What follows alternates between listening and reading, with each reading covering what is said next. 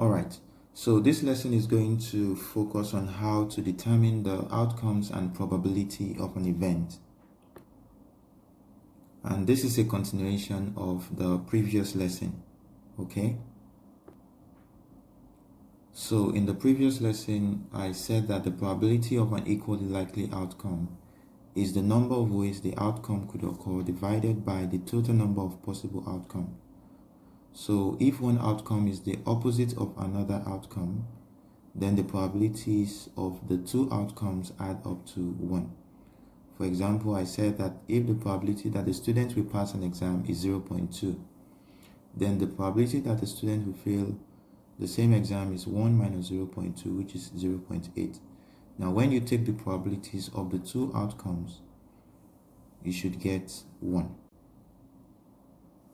Let's take a look at this. If I flip a coin, what is the probability that I get heads and what is the probability that I get tails?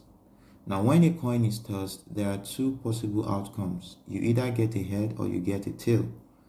So we say that the probability of the coin landing on the head is 1 over 2, because you have a 1 in 2 chance that the coin will either land on the head or land on the tail. So the probability of the coin landing on the tail is 1 over 2.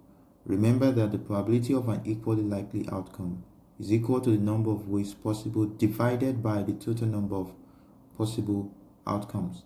So the probability of getting a head is 1 over 2, and the probability of getting a tail when you toss a coin is 1 over 2. Example 1. A card is picked at random from the set of numbered cards below. What is the probability that it is a number less than 8? Alright, so the first thing you need to do is to count the number of cards you have. So the total number of possible outcomes equals 15, because we have a set of numbered cards given, and the total number of cards we have altogether is 15. So we need to find the number of ways possible we can get a number less than 8. So I'm going to read out the numbers that are less than 8 to you. We have 2, 7, 5, 3, 6, 7, 6, 1, 2, 7, and 5. So altogether, the number of ways possible we can get a number less than 8 is 11. So we do the probability of picking a number less than 8 is 11 divided by 15. 11 is the number of ways possible we can get a number less than 8, and 15 is the total number of possible outcomes. Now the second question says, what is the probability that it is a number greater than 7? So we need to find the number of ways possible we can get a number greater than 7 from the set of numbered cards below. So I'm going to read out the numbers greater than 7 to you. We have 15, we have 20, we have 10, and we have 8. So the number of ways possible that could happen is 4. So the probability that I pick a number greater than 7 is 4 divided by 15.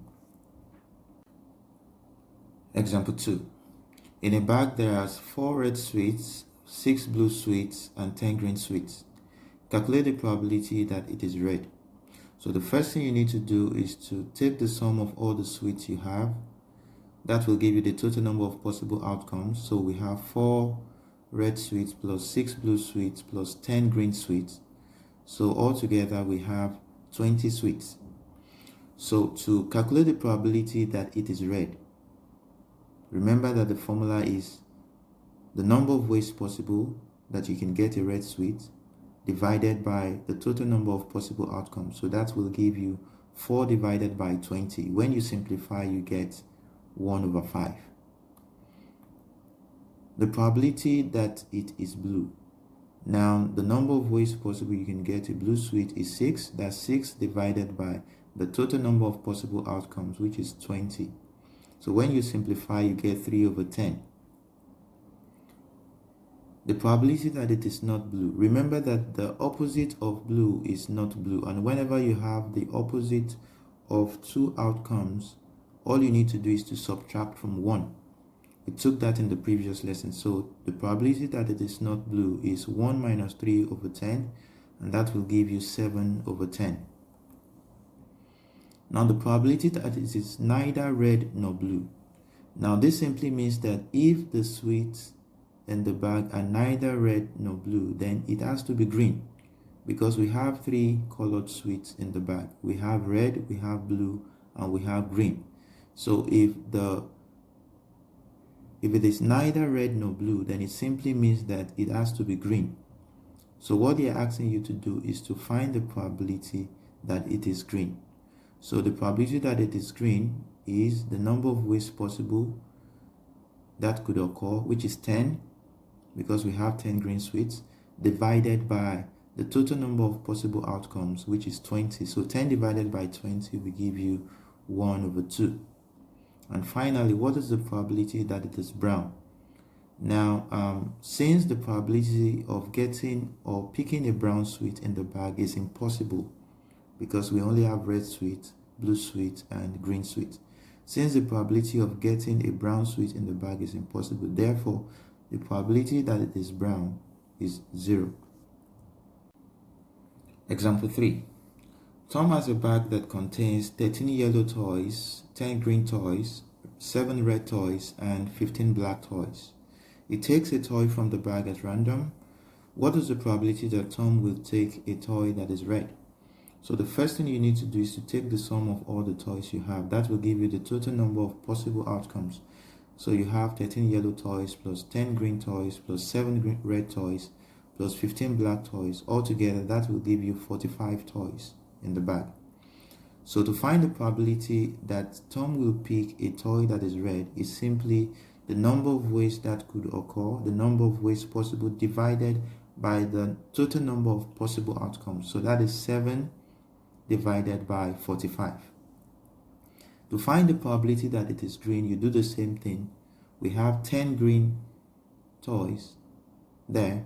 So that is 10 divided by 45, which is the total number of possible outcomes. When you simplify, you get 2 over 9. To find the probability that Tom will pick a toy that is yellow, you do the same thing. That's the number of ways possible, which is 13 divided by 45. You can simplify, so that is your final answer.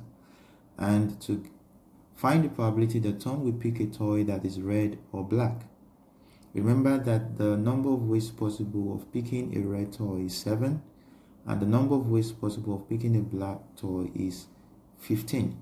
So that will be 7 plus 15, and that is 22 over 45, because the total number of possible outcomes is 45. Now, what is the probability that Tom will take a toy that is not yellow? Remember that we found the probability that Tom will take a toy that is yellow. So this is the opposite. So we subtract from 1. So the probability that Tom will take a toy that is not yellow is simply 1 minus 13 divided by 45. When you simplify and when you solve, you get 32 divided by 45. You can simplify, so you leave it. So in summary, I need you to look at the following question to see if you can tell me what the probability is as a fraction. So the first one is this: what is the probability of rolling a 2 on a dice? Remember that we only have a single 2 on a dice, so the probability of rolling a 2 on a dice is 1 in 6. So the probability is 1 over 6. What is the probability of rolling an odd number on a dice? Remember that a dice is numbered from 1 to 6, and we have odd numbers 1, 3, and 5 on a dice. So the probability of rolling an odd number on a dice is simply 3 divided by 6. 3 is the number of ways possible we can get an odd number, and 6 is the total number of possible outcomes we have. Alright? Now let's look at the next one. A bag contains 7 bottles. 3 of them are green. What is the probability of picking a green bottle from the bag?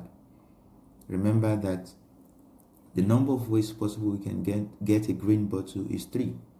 And the total number of possible outcomes is 7. So in this case, the probability of picking a green bottle from the bag is 3 over 7. And finally, we have that a bag contains 3 red and 5 green toys. What is the probability of picking a red toy? Now, the total number of possible outcomes is 3 plus 5, which is 8, because we have a total number of 8 toys in the bag. So the probability of picking a red toy is simply the number of ways possible, which is 3 divided by the total number of possible outcomes, which is 8. So that will give you 3 divided by 8. So that is all for today. Thank you for listening.